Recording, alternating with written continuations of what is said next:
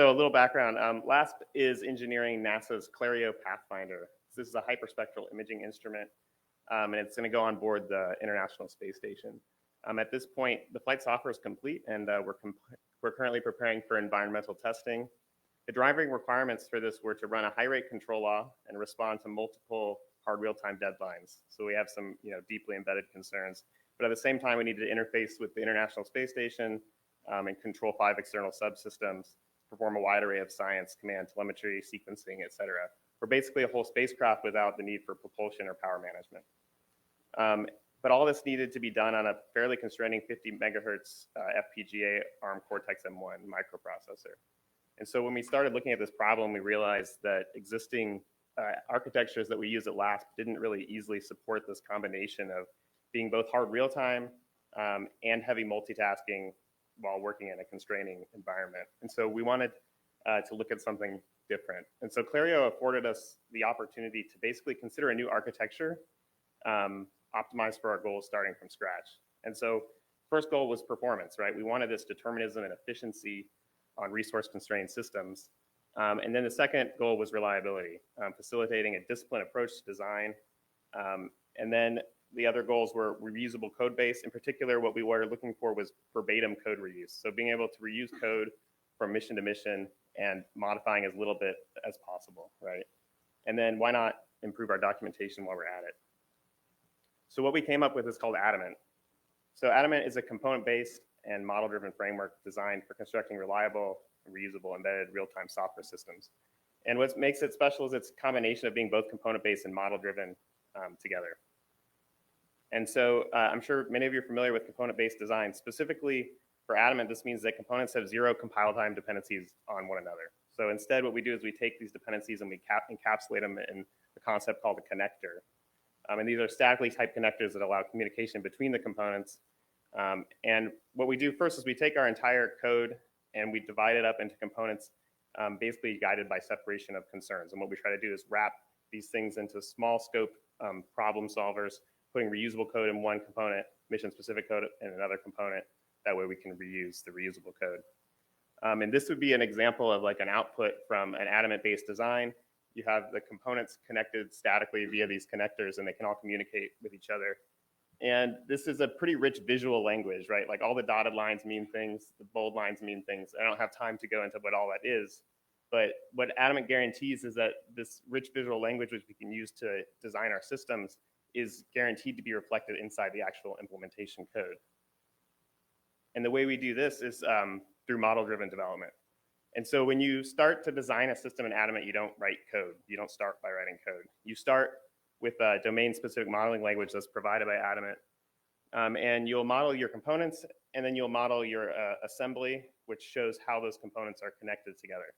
And we don't just model components and connectors. We're also modeling the data types, the commands, telemetry, even the requirements are modeled in the system. So we take a pretty holistic approach. And then, so taking these models combined with the Adamant provided generators, we get a set of self-consistent outputs that are all generated from the same kind of source of truth. We get really rich documentation because we take that holistic approach to modeling. And then in terms of the actual flight software and the way it's structured, we generate the structure of each component. And then on top of that, using object-oriented methods, we basically generate a template where the user can fill in a few predefined subprograms to basically specify the behavior. And then all the components lie flat. It's not a heavily layered architecture. They all kind of lie flat on some kind of runtime that requires multitasking. And then we also, of course, autocode a small assembly layer that connects these things all together. And so this worked pretty well for Clario. The total design of Clario consisted of 81 unique component types. 43 of these we think are reusable for future missions, and 38 are definitely mission specific for the Clario mission. And wrapping this all together with 627 connections, we end up with a total code base of 160,000 logical slot. And this is pretty typical of Adamant systems, but only 15% of that's actually handwritten. So we're getting a lot of utility out of the model-based design. And so Adamant does go a long way in helping us meet our goals, right? We have some really rich documentation that really helps us with design and discussion before we even start to code. We have a methodology for reusing code But we realized quite early on that to meet the first two goals, we needed to pair it with a language that was synergistic with the same goals. So for performance, you need a language that can compile down, and also we needed a tasking runtime that was lean. And then in terms of reliability, having a lot of autocode that's well vetted and well tested does a lot for that. But to prevent defects in your hand code, you're going to need processes and languages that also aid in preventing those defects. So we set out and we did a language trade study, and we considered Rust, C++, and Ada. Unfortunately, at the time, this was years ago, Rust did not support cross-compilation for our target platform.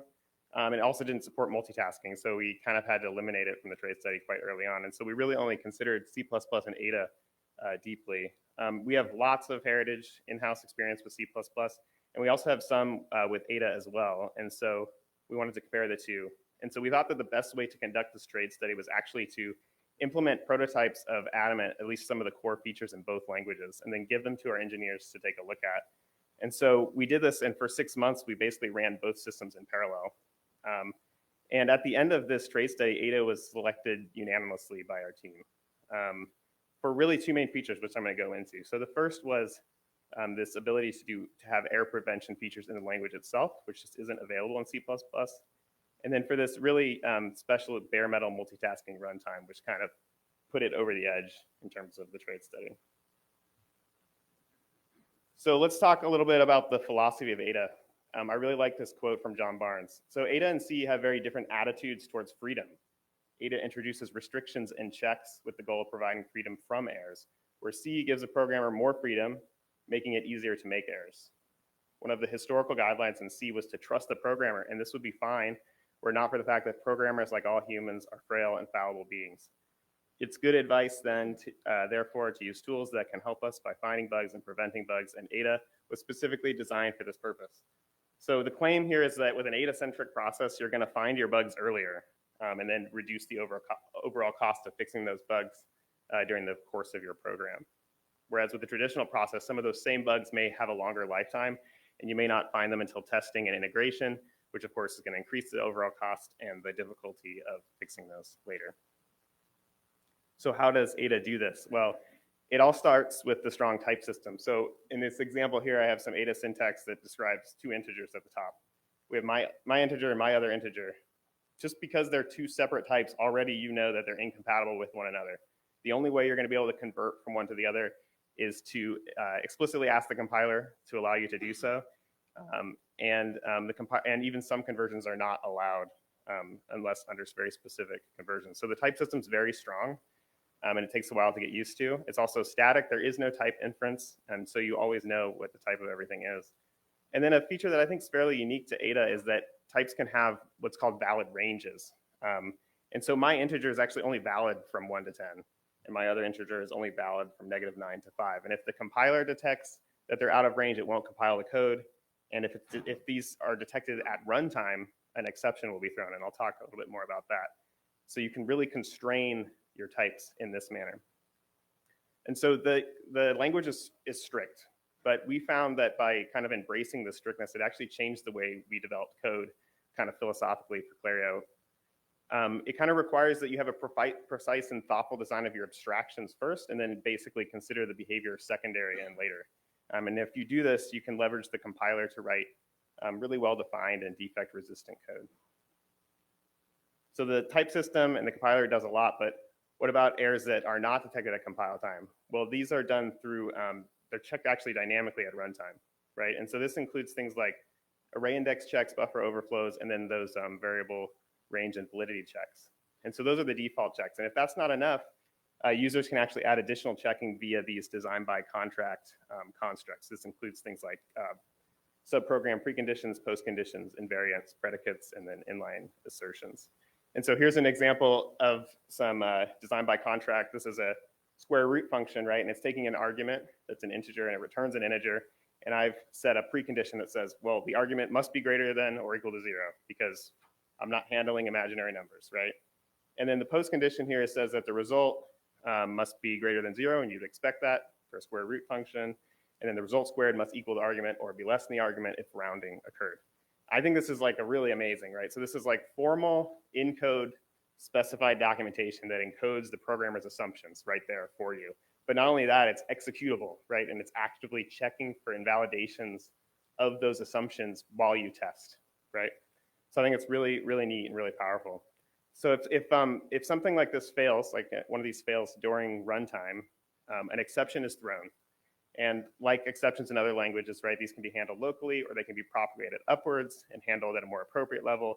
Or you can do what we do for Clario, which is we don't handle any exceptions. And this is because we've written our code in a way where if an exception fires, something really bad has happened. And so what happens is the last chance handler is called, and we save off some critical data, and we actually wait for a hardware reset at that point. So these runtime checks do impose a performance penalty, right? It's actually inserting instructions to do the check. But you can disable them on like a function by function or file by file basis, so you can selectively disable them for high performance code. For Clario, we never felt the need to do this. We were able to meet all of our performance and real-time deadlines with all the checks enabled. So we're really testing as we fly. And then this feature really helped us discover a lot of defects early on in Clario. I would estimate that we like 100 runtime checks fired while we were doing unit testing. And I'm not so sure that these are bugs that would have been caught by unit testing alone, right? These are runtime checks that fired while doing unit testing. So I think it's adding our ability to check defects earlier. And we found about 10 during integration testing, and of course none while we're doing acceptance testing. So what if we could do even better, right? Like what if these checks were not done at runtime, but instead you could do them before you even run your program? Well, that's what Spark is for. So Spark takes the whole Ada language and it pares it down to a smaller subset, although that subset's kind of growing year by year. And it's a formally analyzable subset, and you can use this verification tool called NatProve to basically prove some properties about your code. And each level that you analyze at is going to give you more guarantees, but it's going to be a little bit harder to convince the prover that you're meeting those qualities. So at the stone level, you've created valid sparks. You've already removed some of these error-prone Ada features, and so that gives you some help already. If you go up to the bronze level, you're guaranteed no reads of uninitialized data, dead code, unused variables, incorrect parameter modes for subprograms. The silver level, I think, is really great. Basically, at this point, you've declared that you have absence of all runtime errors. This means that, like, mathematically, you have proven that your program can never throw an exception, which is great, which means you can actually turn those runtime exceptions off, right? Because you've mathematically proved that they won't ever happen. And then at the gold level, if you remember those user-defined predicates and preconditions, so now those have also been proven true. And so within those, you can actually encode like the key integrity properties that you care about, maybe even actual flight software requirements you can put into pre and post conditions, and then mathematically prove those are true before you even run your code. So for Clario's boot software, we actually wrote this in Spark. It's not a huge amount of code, it's about 1,000 lines, but we proved it at the gold level. And I want to stress that this wasn't difficult. This was written by an engineer with no experience in formal proofs, and we just used the documentation that AdaCore and Ada and Spark people provide. And we did a lot of unit testing because we're really used to doing a lot of unit testing, but we found it really wasn't necessary. There was no bugs found after we did the proving. And we like this technology so much that we are currently converting a lot of the core packages of Adamant from Ada to Spark. And now I want to talk about kind of what we think is like the real killer feature, and probably the biggest reason why we went with Ada over anything else. So Adamant requires a priority preemptive task scheduler, but that's really all it requires. We just need multitasking and the ability to talk to tasks safely, right? Well, concurrency is a first-class feature of the Ada language itself. So the syntax on the left is declaring a task, right, for Adamant. Component task, you have a stack size, you can control the priority, things like that. Well, this syntax is identical. Whether running on Linux or running on bare metal, it's the same. And the semantics are also the same. And so the runtime in Ada itself provides a lean tasking model. It's like a little mini RTOS, but you don't need a full-blown RTOS yourself, and you definitely don't need an OSAL if you don't have an RTOS, right?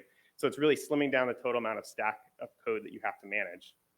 Adamant utilizes what's called the Ravenscar profile. So this is a committee-designed standard which restricts the full-blown Ada tasking facilities to a smaller subset that's suitable for safety-critical hard real-time computing, which is exactly what we want. And so this is guaranteed to be small footprint, efficient, deterministic, deadlock-free, priority inversion-free, and like I said, I think most importantly, it's understandable. So we received our runtime from AdaCore, and it's really just not that much code, right? Like I'm able to look in there and understand our entire stack of code. And then of course these tasks need to be able to communicate safely with one another. And in Ada, you don't use mutex locks or semaphores or anything like that. Instead, it's more kind of object-centered. So there's this concept of a protected object. And so in the example here, I've wrapped a value because I want to be able to share that between two tasks. I've wrapped in a protected object, and I have a safe read function to get it, and then I have read-write protected functions, increment and decrement, and that's basically how you communicate between the tasks. And so yeah, like I said, Clario uses the NatPro Proc compiler and a Ravenscar runtime provided by AdaCore, and we're very happy with it. So a few concluding remarks. I think we can all agree that one of the most important aspects of really any software, but especially flight software, is that it needs to be reliable and minimize defects. I would argue that the heart of flight software development is the code itself, and we should be using languages that best support this goal. If you ask anyone on the Clario team, they would tell you that we're definitely benefiting from high quality flight software, having very few defects throughout the testing program. And I think some of the sentiment, we've had a lot of Adamant developers that have kind of come and go, especially students, that have basically, it's kind of their feelings have been summed up by this quote, which is, I don't think I can go back, referring to going back to non-Adamant systems and systems where you have to use C and C++ without such a helpful compiler as the Spark and the Ada compilers. So Adamant is currently being used at LASP on 2 projects and a student product, and it's baseline for 2 additional future project proposals, so it's starting to gain some traction within our lab. We haven't yet open sourced it, but it's something we're discussing internally. If anybody is interested in looking at something like this, definitely let me know. That would maybe give us a little more motivation to get it out there sooner. So yeah, that's all I have.